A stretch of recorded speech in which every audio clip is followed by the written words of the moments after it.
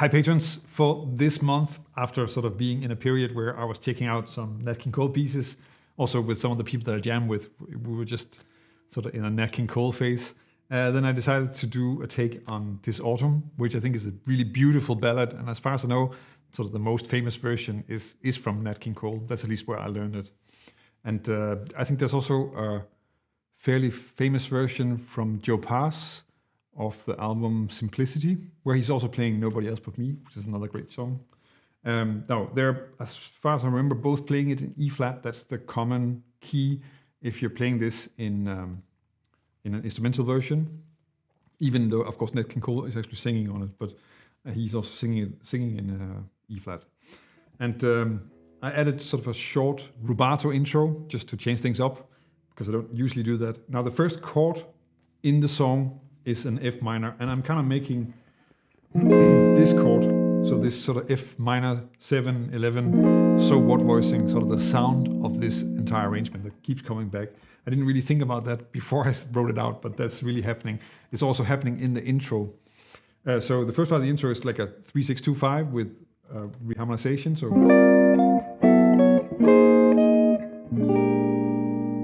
and here I'm really just sitting on that one. So G minor to an F sharp minor or D flat minor, whatever you want to call that, down to F minor, and then a B flat 7, and then sort of just resting here a bit before moving on. And of course I need to go to F minor 7, that's the first chord of the song. So I do that by going to E flat, to A flat 7, to G minor, to C7, and now of course I'm on the dominant of the F minor, and then it's easy to get into the first A part. So with the pickup,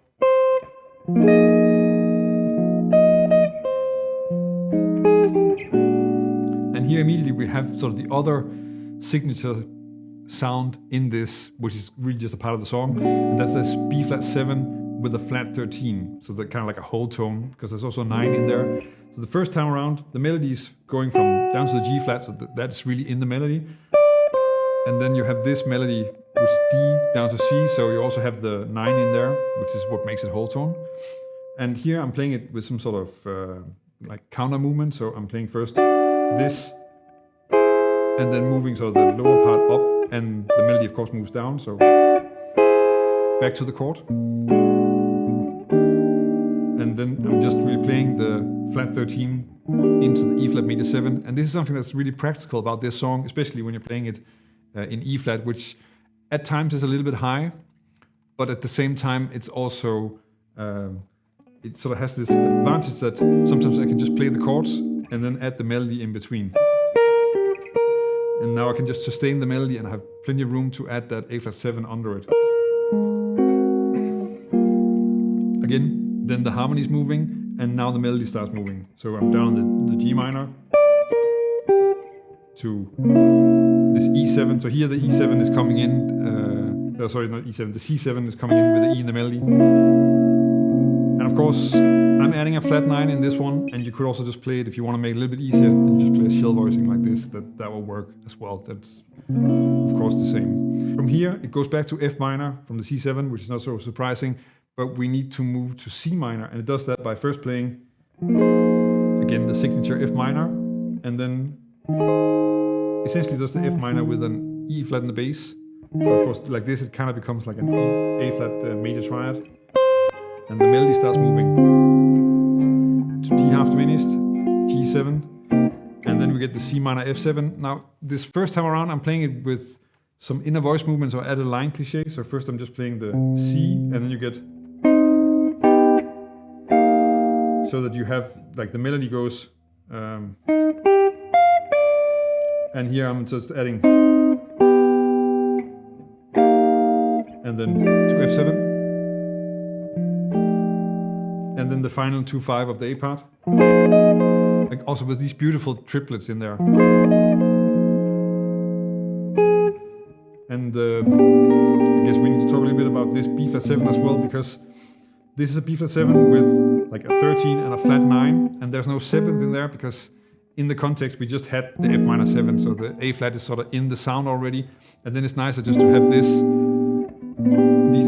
sort of alterations, and I have the flat 9 together with actually even under the root here, like that. That's just a very nice sound, I think. And then back to E flat. So now I need to go back to F minor 7 for the second day. So that's really just sort of the same trip as I did in the intro, with a slightly different voicing. So I'm moving up already on the G minor with this 9 as a parting note, down to the C7 with a flat 13, which is of course just setting me up to take me back to the second day.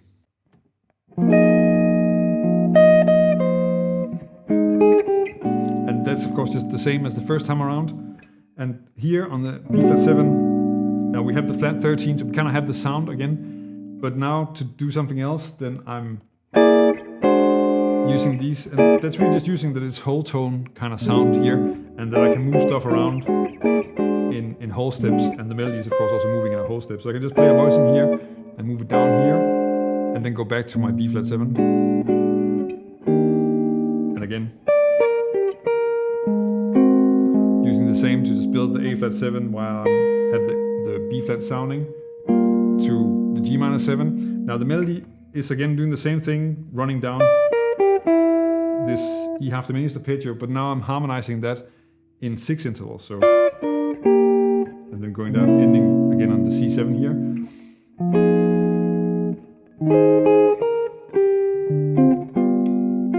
Now with the C minor F7 here, where I'm at now, this time around I'm just playing that with regular voicing, not adding that line cliché in there. And then you get the same 2/5 to sort of round off the second day.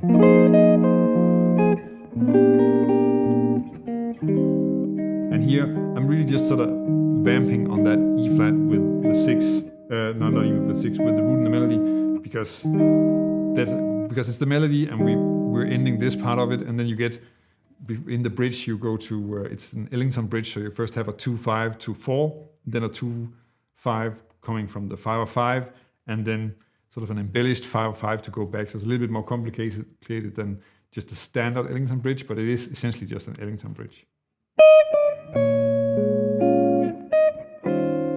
So here the 2/5s are just moving within the bar, so that means that I first just this pickup into it, the third in the melody kind of high up here, but then I can just play sort of the outer voices here and then just add in the rest to E flat 7.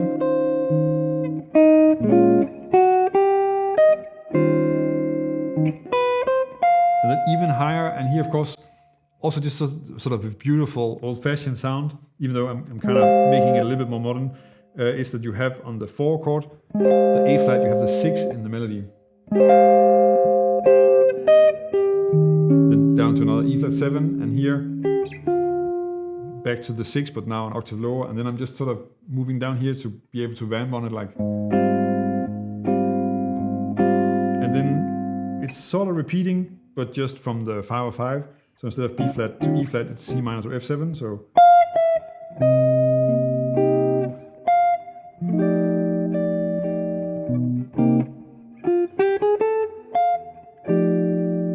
That's essentially the same thing. I'm changing the rhythm a little bit. For the rest, I'm playing the same kind of thing. And then we get the last 2/5 to come back to the A parts, but there are a few extra chords in here. So I'm starting with a B flat sus4, so. And then to a C7. And then F minor to B flat 7. And then of course we're going back to the last A, back to the so what voicing, which is of course, as I said, kind of the sound of the whole array.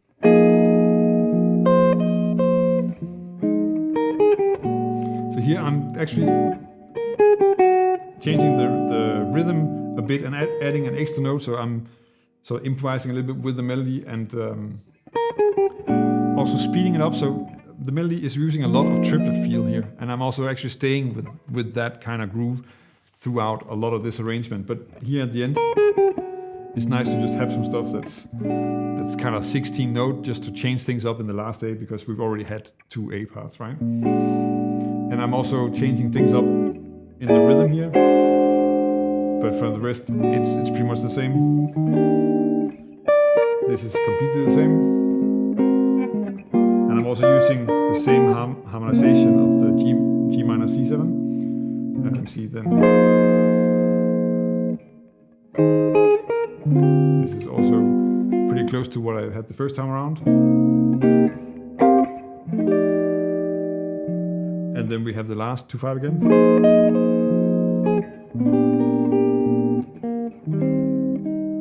And then of course that's the melody and how it ends, but I need to end the song as well. So I came up with this parallel moving turnaround that's just sort of tagging the whole thing and making sure that there's an actual ending to this arrangement.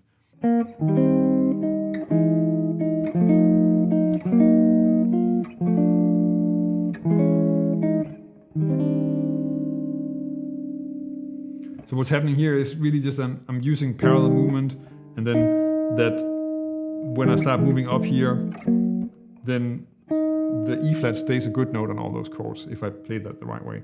So it's just a lot of parallel movement with this major third interval, and then that's sort of creating harmony around it. So first the E flat, then E major, F7, and then this G flat with the 6, which I'm actually just turning into a G flat major 7 for a bit, moving down to this, which is essentially an F6, and then the E, which is first 6 and then major 7, and then resolving that to this really rich, beautiful E flat major 7 with 13. So that's the arrangement. I hope you found it useful. I think it's a very, very beautiful melody, definitely worth checking out. It's actually also surprisingly playable because it's made so that you can sort of play the chords and then let the melody move and then play chords again, and in that way it sort of moves along by itself. The bridge is maybe a little bit tricky here and there, but definitely worth the effort. If you have any questions on this, then of course just leave a question here on Patreon. And also if you have suggestions for other songs I should dive into with these monthly chord melody arrangements. For the rest, thank you for your support, and until next month.